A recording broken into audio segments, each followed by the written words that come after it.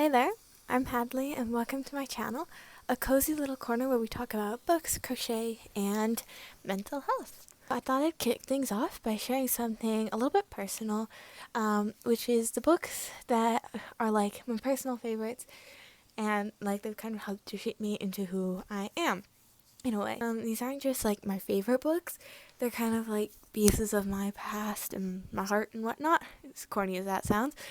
Um, so grab a warm drink, get comfy, and let's talk stories. So the first book, which if you've seen some previous videos, is Fourth Wing by Rebecca Yarros. If you've seen these previous videos, then you know this is my all-time favorite book. I gave it 6 stars, and it is awesome. I love it so much. Um, I love how the main girl, Violet, she's physically weak, but she's also so strong, and she uses her weakness as a strength, if that makes sense. Like, she's weak, but she doesn't let it define her and who she is. I also loved how just generally all the characters were strong in their own ways. You've got Rhydock, who's hilarious, but so loyal, and Rhiannon's just like a general awesome kick butt girl, stuff like that. And then also my best friend Cleo, she recommended it.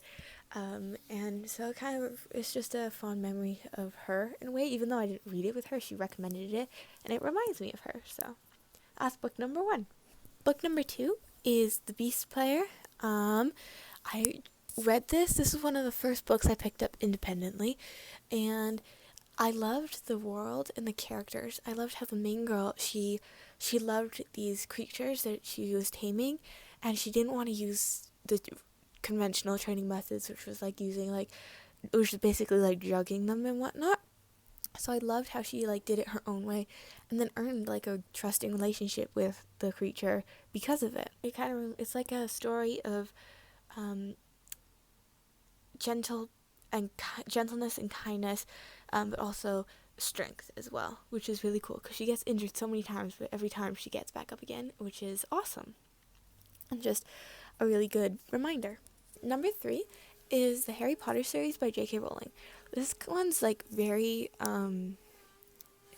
it brings back childhood memories. I'm sorry if you can hear, but there's like somebody's doing like a grass trimmer in the background. But the Harry Potter series, it feels so comforting and personal, because my mom read these as bedtime stories when we were growing up, right before bed. And, it's about magic and friendship and struggles, and it just feels like home. Book number 4 is The Guardian series by William Joyce.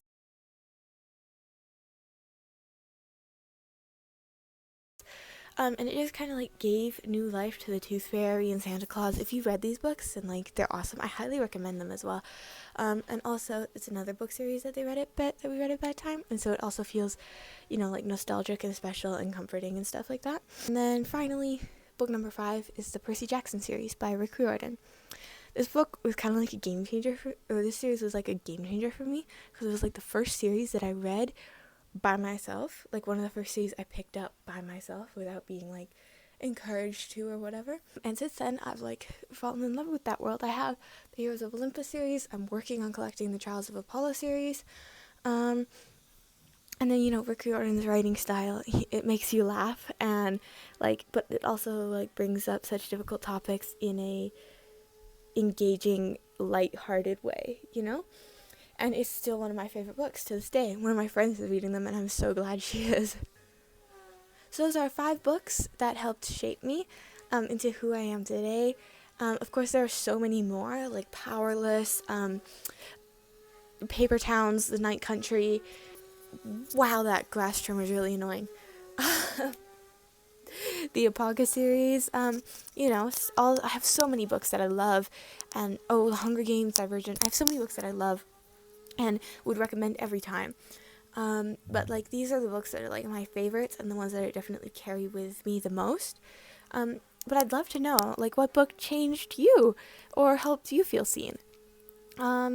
Drop it in the comments. I'm always looking for new reads, as of course I am.